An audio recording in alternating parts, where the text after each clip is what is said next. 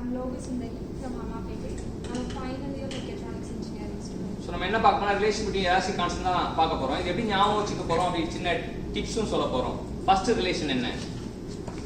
E is equal to 2g into 1 plus nu. E equal to 2g into 1 plus nu. இப்போ 2g இப்போ 2g னா வந்து நமக்கு நல்ல ஃபேமஸான வார்த்தை தான். 2g ஸ்பெக்ட்ரம் கேள்விப்பட்டிருப்பீங்க.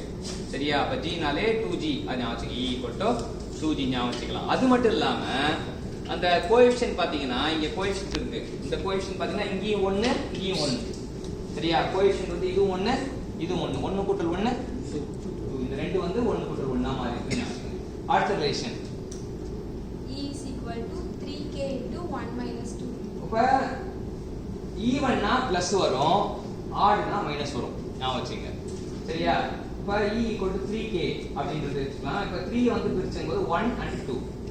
இந்த 3 னா மைனஸ் 1 னு வெச்சுக்க. இந்த கோஎஃபிஷியன்ட்காக 1 2 ஞாபகம் வச்சுக்கலாம்.